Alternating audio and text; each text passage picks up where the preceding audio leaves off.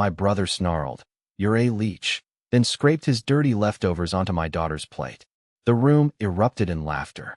I whispered, "Enjoy it while it lasts. Tomorrow, they lose it all." I am Morgan, 35 years old, a senior marketing manager, and a woman who flinches every single time her phone vibrates. It was a Tuesday afternoon, gray and slushy outside the windows of my office in downtown Missoula.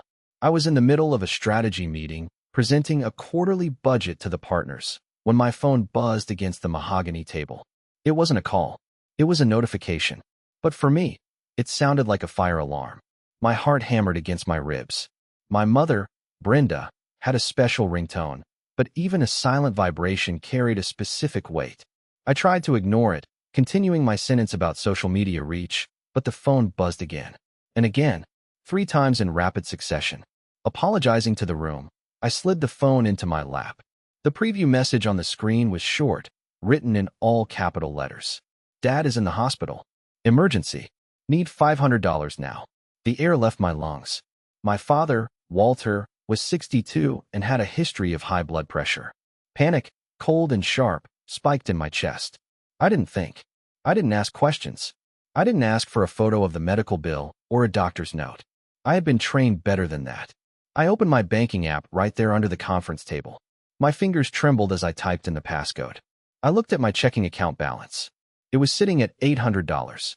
That money was meant for my daughter Penny's dental work next week. She needed a cavity filled and a sealant put on. But the text said emergency. I transferred $500 to my mother's account.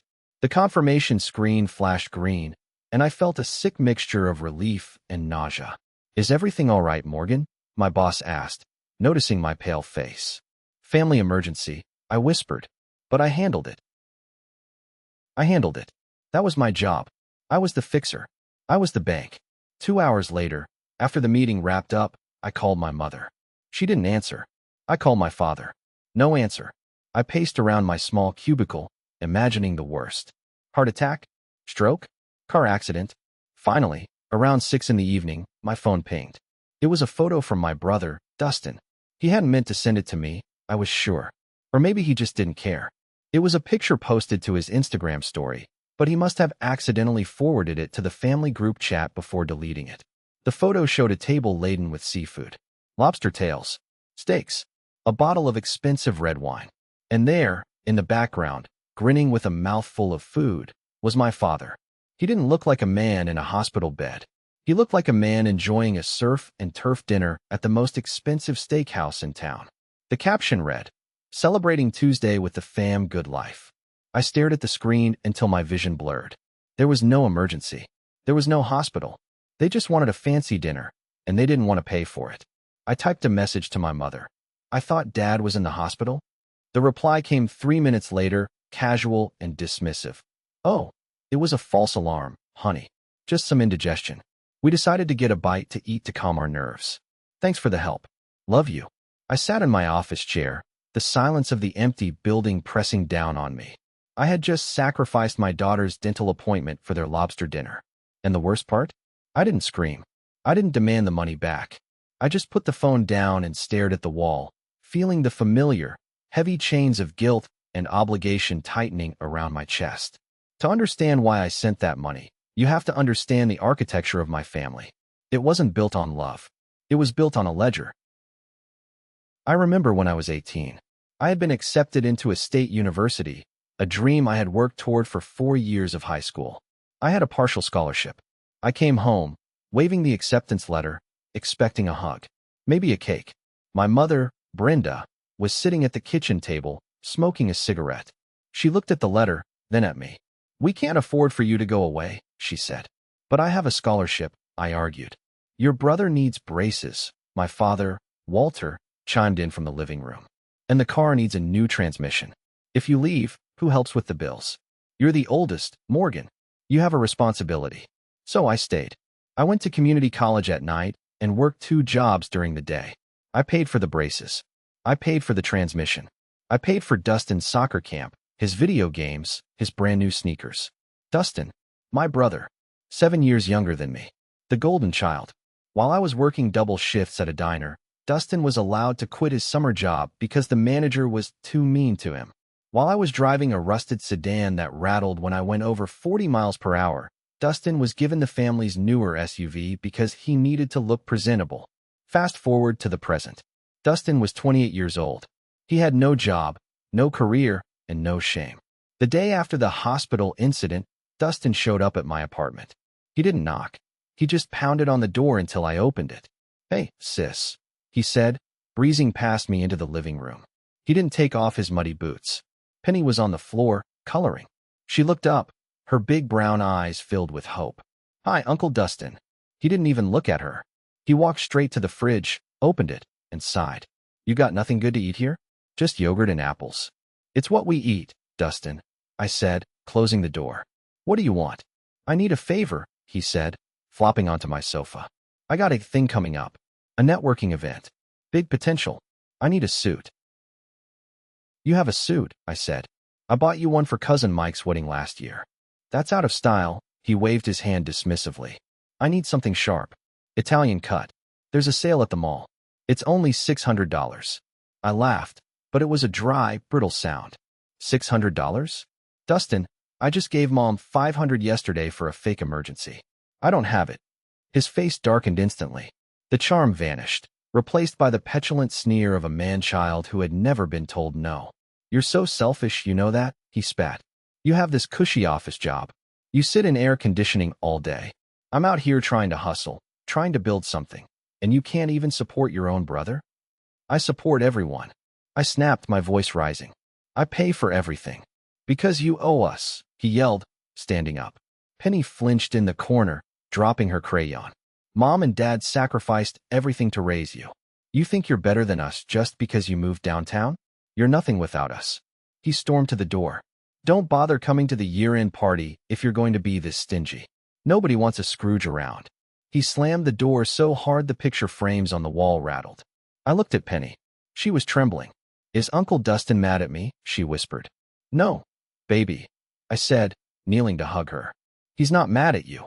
But as I held her, I realized something terrifying.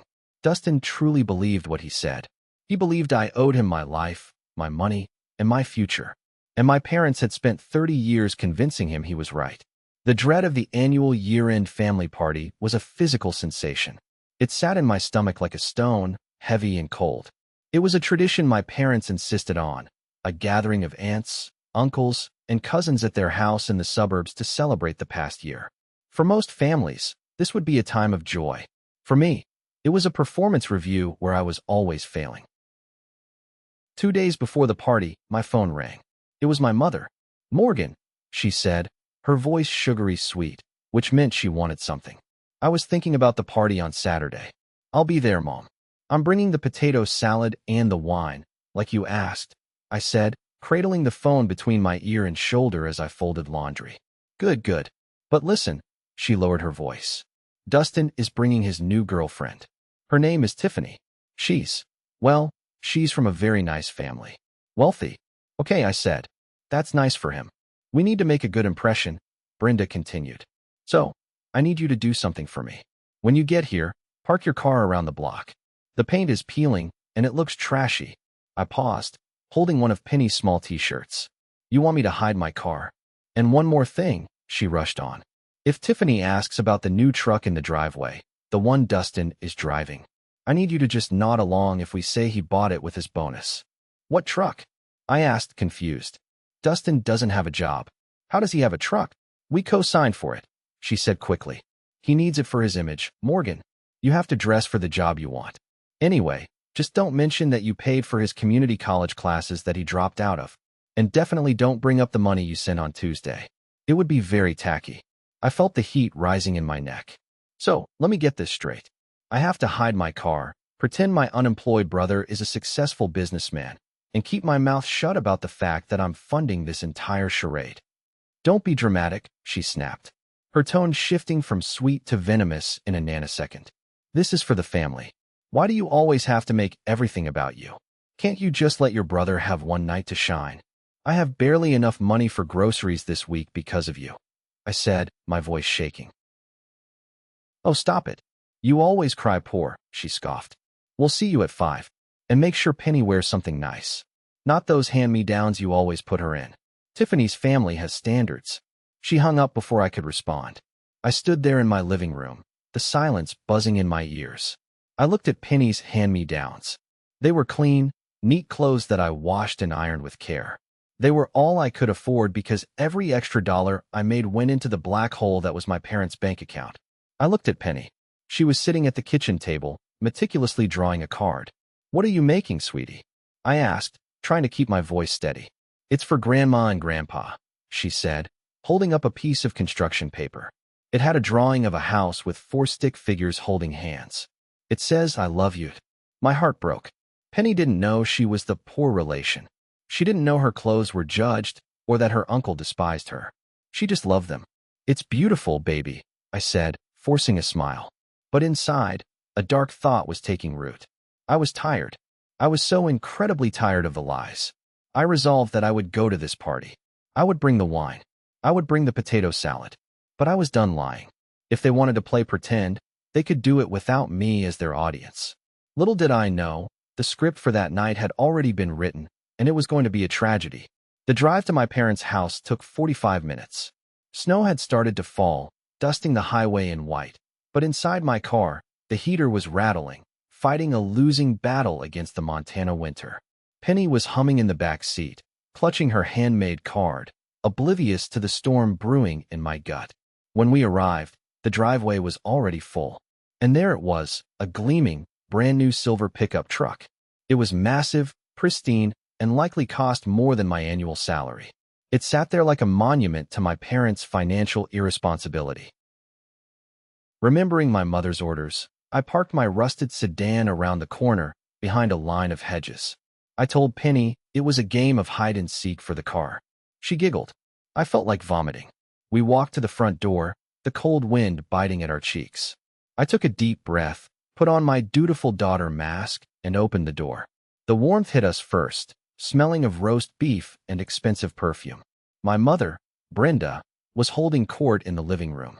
She was wearing a dress I knew she couldn't afford and jewelry that looked suspiciously new. "Morgan, you made it," she said, her eyes immediately scanning my outfit, then Penny's. She gave a microscopic frown at Penny's sweater but quickly masked it with a fake smile. Come in. Wipe your feet, don't track mud." Dustin was by the fireplace, holding a glass of scotch. He was wearing the suit, the one he demanded I buy. He must have bullied my dad into getting it.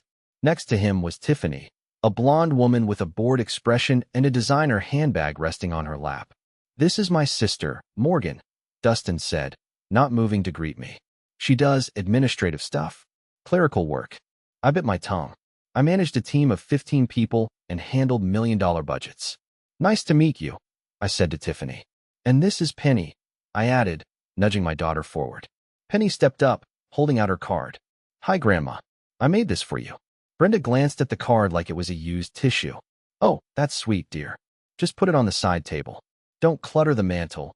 We have the crystal out." Penny's face fell, her arm dropping to her side. She placed the card on a stack of magazines where it immediately slid off and fell behind the sofa. No one moved to pick it up. "So, Dustin tells me he's expanding his business into real estate," Tiffany said, looking at me. "Must be exciting to have such an ambitious brother." I looked at Dustin. He smirked, daring me to speak. "Dustin is certainly full of ideas," I said carefully. "Come on, let's eat," my father, Walter, announced, walking in from the kitchen. He patted Dustin on the back. "The boy needs his protein. Big deals to close next week, right, son?" "You know it, Dad," Dustin winked. We moved to the dining room. The table was set beautifully. Roast beef, mashed potatoes, glazed carrots, fresh rolls. It was a feast bought with credit cards that I would probably be asked to pay off next month. I sat at the end of the table, near the kitchen door. Penny sat next to me. Dustin and Tiffany took the seats of honor in the middle. The tension was palpable. I could feel the resentment radiating off Dustin. He was angry that I had refused him the money for the suit, even though he got it anyway. He wanted to punish me. And since he couldn't hit me in front of his new girlfriend, he was looking for a softer target. His eyes drifted to Penny. The dinner conversation was a monologue of Dustin's fabricated achievements. He talked about investors and market trends, using buzzwords he clearly didn't understand. My parents nodded along like bobbleheads, murmuring their approval. Isn't he brilliant? Brenda whispered to Tiffany. Always had a head for business. I focused on my food, cutting Penny's meat into small, bite-sized pieces. Penny was quiet, sensing the exclusion. She ate slowly, her small legs swinging under the chair. The roast beef was delicious, I had to admit. But the portions were uneven. Dustin had a massive slab of meat. My parents had generous cuts. My plate was modest. But Penny's plate. I realized with a start that Penny had been given the end piece, mostly gristle and fat. Mom, Penny whispered, tugging on my sleeve. I'm still hungry. Can I have some more potatoes? The bowl of mashed potatoes was sitting in front of Dustin. Dustin, I said, keeping my voice polite. Could you pass the potatoes to Penny, please? Dustin stopped chewing. He looked at me, then down at Penny. A slow, cruel smile spread across his face. He picked up the serving spoon, but instead of passing the bowl, he scooped a large dollop of potatoes onto his own plate. Sorry, he said, his mouth full. Growing boy. Need the carbs. There's plenty left in the bowl, Dustin, I said, my patience fraying. Just pass it. He ignored me. He looked at Tiffany. My sister's kid is always begging for food. It's sad, really. You'd think with a job like hers, she could feed her own child. Dustin, my father warned, but there was no bite in his tone. He was smiling. Dustin turned to Penny. You want food, kid? You gotta earn it. In the real world, nobody gives you handouts. She is 8 years old, I said, my voice turning to ice. Give her the potatoes. You know what? Dustin snarled, his eyes flashing with sudden, irrational aggression. You're a leech. You come here, eat our food, drink our wine, and act like you own the place. You're a leech, and your kid is a leech. The room went silent. Tiffany looked uncomfortable, but she didn't speak. Dustin grabbed his own dinner plate. On it lay a beef rib bone he had been gnawing on. It was stripped of meat, covered in his saliva and bits of gristle. Beside it was a pile of half-eaten carrots and a smeared napkin. You want more? Dustin asked Penny. Here. He took his knife and scraped. Scrape. Scrape. The sound of the metal knife dragging across the ceramic plate was screeching and deliberate. He scraped the bone, the chewed gristle, and the dirty, saliva-covered napkin directly onto Penny's plate. The mess landed with a wet splat right on top of her small slice of bread. There, Dustin said, putting his plate down. Eat up. That's where you belong. With the garbage. For a second, nobody moved.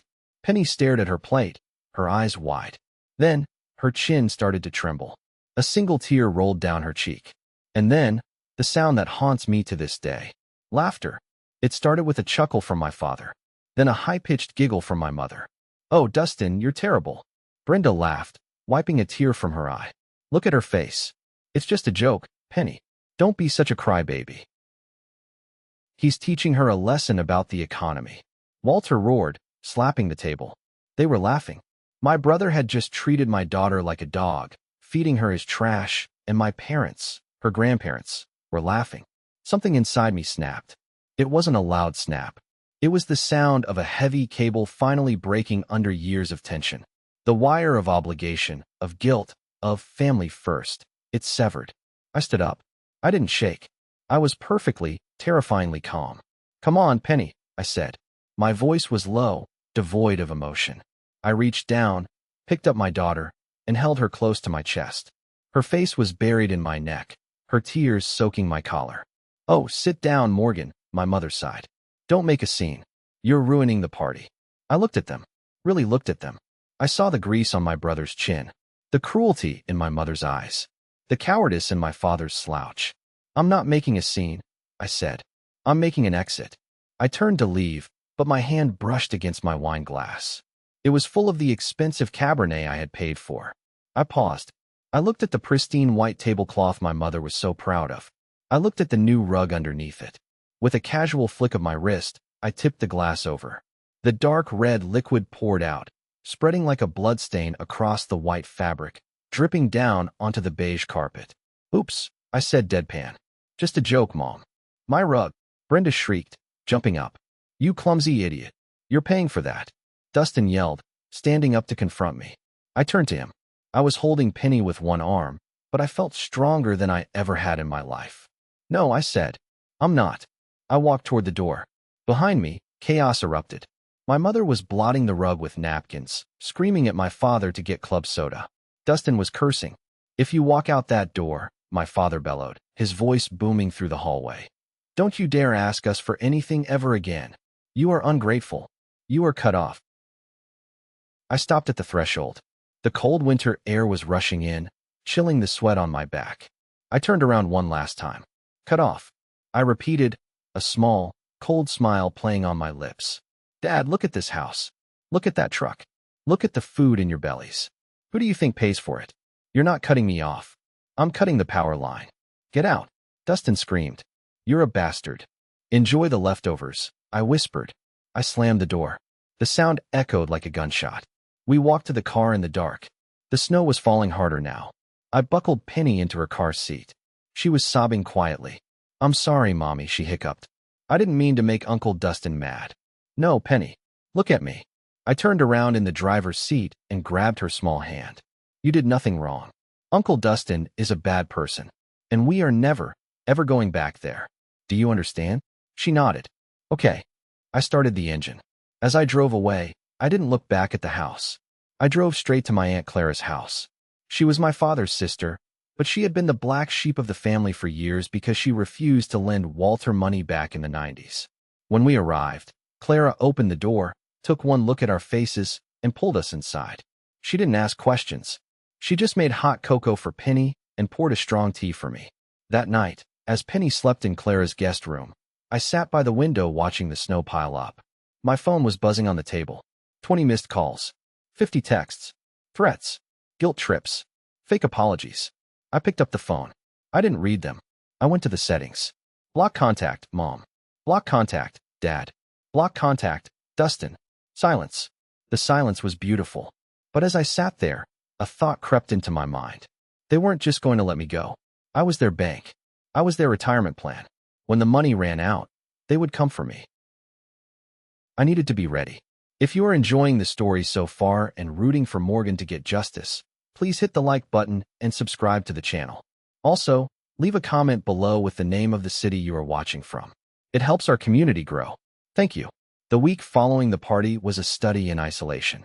I had expected silence, but what I got was noise from every other direction. Since I had blocked my immediate family, they found other ways to reach me. They weaponized the one thing that matters in a small town like Missoula, reputation. On Wednesday, I walked into the break room at work to get coffee. Two of my colleagues, women I had lunch with occasionally, stopped talking the moment I entered. They looked down at their mugs, shifting uncomfortably. Morning, I said, trying to act normal. Morning, Morgan, one of them mumbled. Then she asked, is everything okay with your mom? I saw her post on Facebook. My stomach dropped. What post? She hesitated, then pulled up her phone and showed me.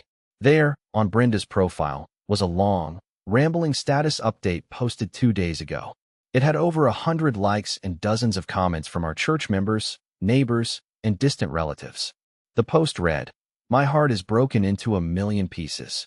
To raise a child with love, to give them everything, only to have them spit in your face in your old age.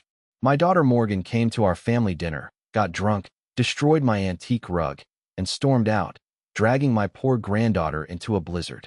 Now she won't answer our calls. We are worried sick. We just want to know Penny is safe. Please pray for our family. It was a masterclass in manipulation. She had painted herself as the victim, me as the unstable drunk, and, most dangerously, she hinted that I was endangering my child. I scrolled through the comments. So ungrateful. Praying for you, Brenda. I always knew something was off about her.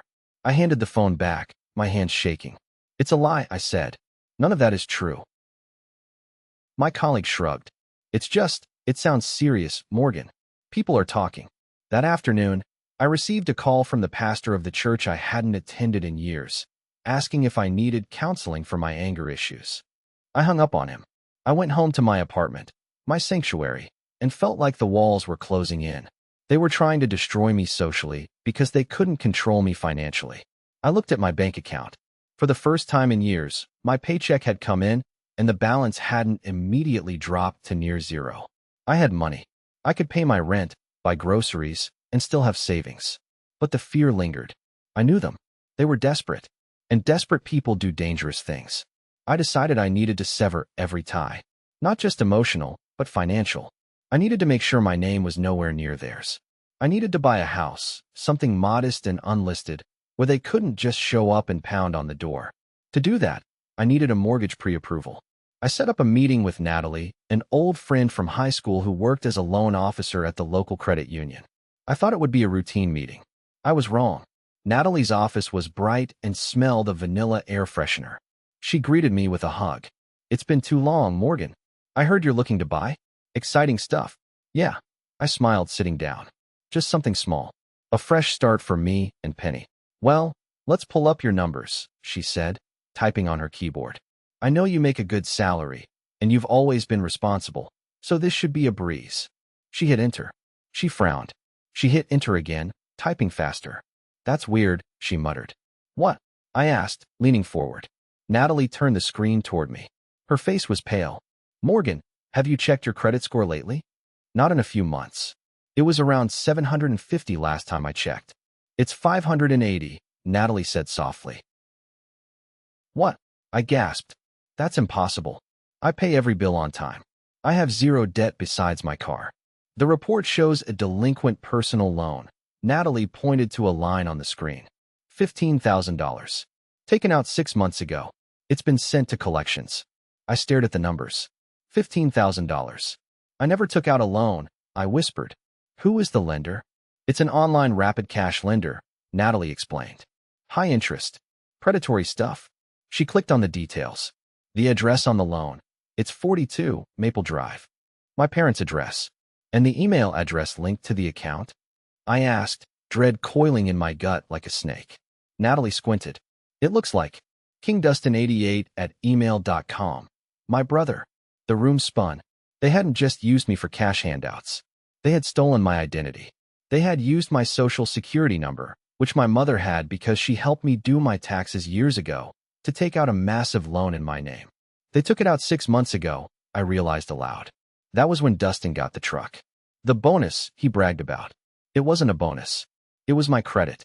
"Morgan," Natalie said, her voice serious. "This is identity theft. This is a felony. You have to report this." I sat back in the chair, feeling bile rise in my throat. $15,000. Plus interest. If I didn't fix this, I would never buy a house. I would never get a decent car loan. They had shackled me to their debt forever. "If I report it," I said, my voice trembling, "what happens to them?" "If you prove it was them," Natalie said, "they go to prison. Or at least, they get a permanent criminal record and face massive fines." Prison. My mother. My father. My brother. I thought of the Christmas cards.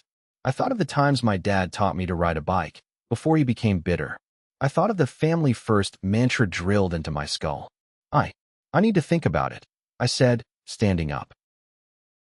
"Morgan," Natalie warned. "You have 30 days to dispute this before it becomes much harder to remove. Don't protect them. They didn't protect you." I walked out of the bank into the cold sunshine. I felt sick. Could I really be the daughter who put her own parents behind bars? That night was the longest of my life. I sat at my kitchen table, the loan documents Natalie had printed out spread in front of me. The evidence was undeniable. They had forged my digital signature. They had used my old ID.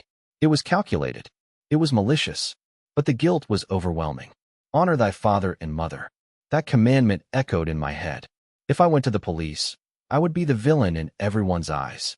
The town would hate me. My extended family would disown me.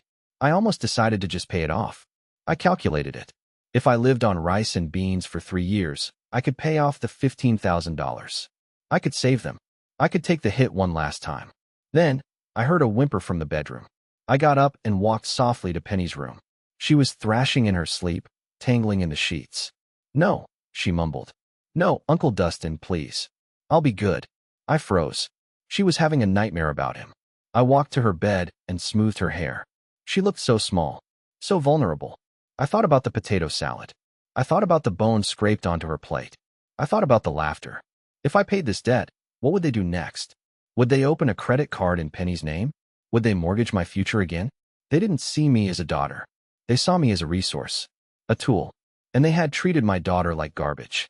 If I didn't stop them now, I wasn't being a good daughter. I was being a bad mother. I had to choose. I could protect the people who abused us, or I could protect the child who relied on me. I looked at Penny's sleeping face. I choose you, I whispered. I went back to the kitchen. I picked up my phone and called Natalie's personal number, even though it was 10 at night. Natalie, I said when she answered. I'm here, Morgan. Tell me what I need to do to file the police report. Are you sure? She asked. I looked at the documents one last time. I didn't feel guilt anymore. I felt a cold, hard resolve. I'm sure, I said. Burn it down. The next morning, I walked into the police station. It took 3 hours to file the report for identity theft and fraud. I handed over the bank statements, the IP address logs Natalie had helped me flag, and the affidavit swearing I had not authorized the loan. The officer, a grim-faced man named Sergeant Miller, looked at the file. This is a significant amount, Ms. Morgan. Once we file this, the bank will freeze the assets associated with the fraud to investigate. That means any account linked to where this money went. Do it, I said. By noon, the machinery of justice had started to turn. The bank flagged the loan as fraudulent. Because the money had been deposited into a joint account held by Dustin and my mother, that account was immediately frozen pending investigation. I was at my desk at work when my phone rang. It was a blocked number. I knew who it was. I answered. Morgan. It was Brenda. Her voice wasn't angry. It was panicked, high-pitched, and trembling. Hello, Mother, I said calmly. Morgan, something is wrong with the bank, she said breathlessly. I'm at the grocery store. My card was declined. I tried the ATM, and it says account frozen. I have a cart full of food, Morgan. People are staring. That sounds embarrassing, I said, typing an email as I spoke. It is. I need you to transfer me $200. Right now? Just until we sort this glitch out. And Dustin's card isn't working either. He's stuck at the gas station. It's not a glitch, Mom, I said. There was a pause. The line went dead silent. What do you mean? She whispered. I went to the police this morning, I said, my voice steady and clear. I reported the $15,000 fraudulent loan taken out in my name. The one you and Dustin spent. You what? Her voice cracked. I reported the fraud. The bank freezes accounts involved in criminal investigations. That's standard procedure. You did this, she screamed, the sweetness vanishing instantly. You called the police on your own family? Are you insane? You need to call them back right now and tell them it was a mistake. Tell them you gave us permission. But I didn't give you permission, I said. And I'm not lying for you anymore. We will be arrested, Morgan. Do you understand? They will come to the house. Then maybe you shouldn't have stolen from me. You ungrateful little witch. After everything I did, I hung up. I stared at the phone. My hands were shaking, but not from fear. From adrenaline. For the first time in 35 years, I had hit back. I knew they wouldn't take this lying down. Narcissists never do. When they lose control, they try to regain it through force. 2 days later, I was in the lobby of my office building, signing for a package. The glass door slid open, and in walked Dustin and Walter. They looked disheveled. Dustin wasn't wearing his suit today. He was in a wrinkled hoodie. Walter looked red-faced and furious. They spotted me and marched across the marble floor. The security guard, a burly man named Dave who I always greeted, looked up from his desk. Morgan, Dustin shouted, his voice echoing in the professional quiet of the lobby. You think you can hide here? Dad? Dustin. I stepped back, clutching the package. You can't be here. You froze our money. Walter yelled, pointing a shaking finger at me. I can't pay the mortgage. The bank is threatening to foreclose. You have to drop the charges. I didn't steal the money, Dad, I said, keeping my voice low. You guys did. You did this to yourselves. It was a loan. Dustin stepped into my personal space, smelling of stale sweat and aggression. We were going to pay it back. Eventually. You ruined everything because you're a jealous, petty. Back up, son, Dave the security guard said, stepping between us. He put a hand on his belt. Don't touch me. Dustin swatted Dave's hand away. Sir, you are causing a disturbance, Dave said, his voice dropping an octave. I need you to leave the premises immediately, or I'm calling the cops. Call them, Walter shouted. Tell them this woman is a thief. She's trying to bankrupt her own parents. People were stopping to watch. Clients. Co-workers. It was humiliating, but strangely, I didn't feel shame. I felt clarity. I stepped out from behind Dave. I looked my father in the eye. I have the documents, Dad. I said loud enough for the onlookers to hear. I have the forgery proof. I have the IP logs. You stole my identity. You stole $15,000. And I am not dropping the charges. We are your family. Walter pleaded, his anger turning to desperation. No, I said. Family doesn't steal from their children. Family doesn't feed their grandchildren garbage. You aren't my family. You're my burden. And I'm putting you down. You're dead to us. Dustin spat. I've been dead to you the moment I stopped writing checks. I countered. Dave, please remove them. Dave grabbed Dustin by the arm. Another guard appeared and took Walter's elbow. As they were dragged toward the door, kicking and shouting obscenities, I stood tall. I saw my boss watching from the mezzanine. He didn't look angry. He gave me a small, firm nod. I realized then that the shame my mother always threatened me with, the fear of public embarrassment, was a paper tiger. The truth was out, and the truth set me free. The fallout was swift and brutal. In a small town, rumors spread like wildfire, but court documents speak louder. When the local paper ran the police blotter, listing Brenda and Dustin King as subjects of a fraud investigation, the tide turned. Without my money to float their lifestyle, and with their accounts frozen, the house of cards collapsed. 2 weeks after the confrontation, I drove past a used car lot on my way to get groceries. I saw it. The silver pickup truck. It had been repossessed.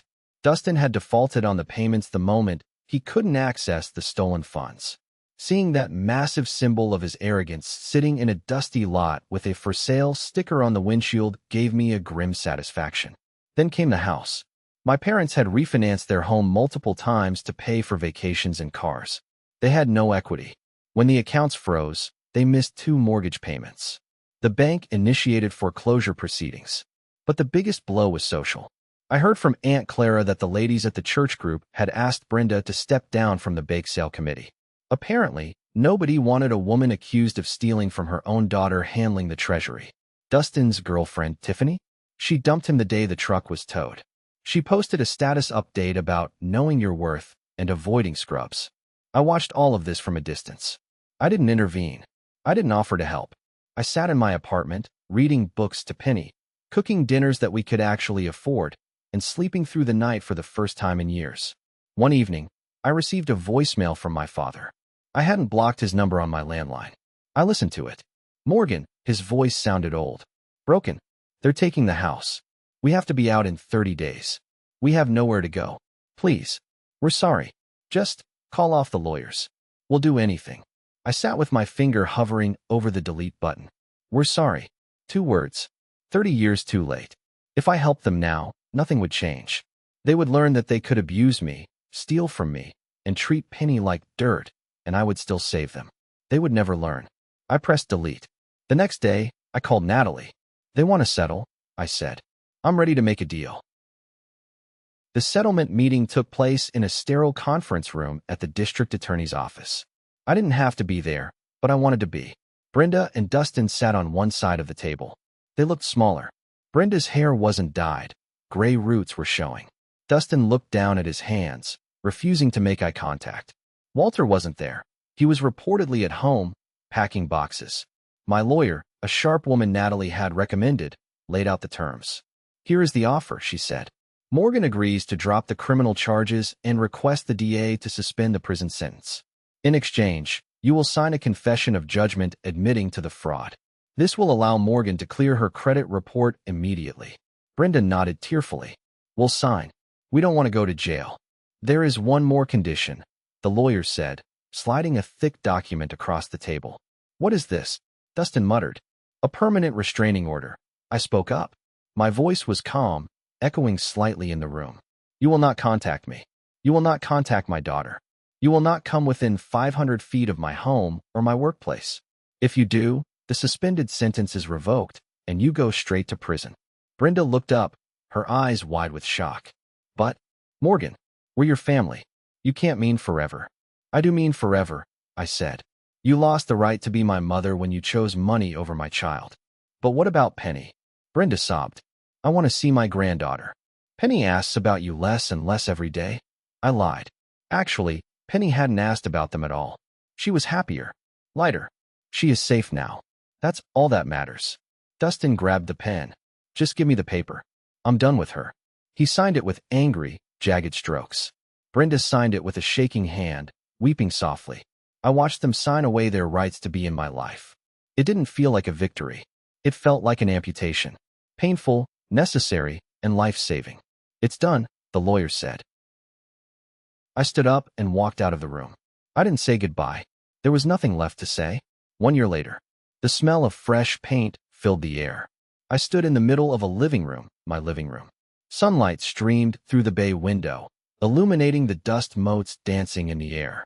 It was a small house, a bungalow on the quiet side of town. But it was mine. The deed had only my name on it. My credit score had rebounded to 720 after the fraud was cleared, allowing me to get a decent interest rate. Mommy, come look. Penny's voice rang out from the back room. I walked down the hallway, my socks sliding on the hardwood floors. Penny was sitting at a used upright piano I had bought from a neighbor for $200. She was pressing the keys, picking out a simple melody. I learned this today, she beamed. She played Twinkle, Twinkle, Little Star. It wasn't perfect, but to me, it sounded like a symphony. I leaned against the doorframe, watching her. I remembered how I had wanted piano lessons when I was her age, but the money always went to Dustin's sports gear. Now, the cycle was broken. My money went to my child. My energy went to my child. Later that afternoon, Aunt Clara came over for tea. She brought a lemon cake. We sat on the back porch, watching Penny chase a butterfly in the garden. Have you heard? Clara asked quietly, stirring her tea. No, I said. And I don't check. Well, Clara said, deciding to tell me anyway. They moved to Idaho, living in a 2-bedroom apartment. Walter is greeting customers at a Walmart. Dustin is working construction, pouring concrete. I took a sip of tea. Is he? Hard work, Clara noted. Honest work. First time in his life. Good for him, I said. And I meant it. Maybe, just maybe, hitting rock bottom was the only way they would ever learn to stand on their own 2 feet. But I wouldn't be there to watch it. You look happy, Morgan, Clara said, patting my hand. I am, I smiled. I'm free. That evening, after I tucked Penny into bed, I sat by the small electric fireplace in the living room. The house was quiet. No frantic texts. No demands for money. No walking on eggshells. I pulled out a photo album from a box I hadn't unpacked yet. I opened it to a page from 10 years ago. A family Christmas photo. We were all smiling. But if I looked closer, I could see the tension in my eyes even then. I could see Dustin's arrogant tilt of the chin. I took the photo out of the sleeve. I looked at it for a long moment. Then, I tossed it into the trash can by the desk. I had lost a mother, a father, and a brother. To the outside world, that sounded like a tragedy. People often say, family is everything. They tell you to forgive, to forget, to keep the peace. But I had learned a hard truth. Family isn't about whose blood runs in your veins. It's about who respects you when you are vulnerable. It's about who feeds you when you are hungry, not who scrapes their garbage onto your plate. My family was sleeping in the next room, dreaming of piano lessons and butterflies. My family was Aunt Clara, who opened her door in a blizzard. My family was Natalie, who fought for my financial life. I looked around my modest, quiet, peaceful home. I realized I hadn't lost anything in that fire. I had just burned away the rot so something healthy could grow. I closed the album. I turned off the lamp. And for the first time in my life, I wasn't afraid of the phone ringing in the morning. So, looking back at the ruins of their lives, did I go too far? Did they deserve to lose everything? Or should I have forgiven them one last time? Let me know your thoughts in the comments below. And if you enjoyed this story, please like this video and subscribe to the channel for more stories of justice and revenge. Thanks for watching.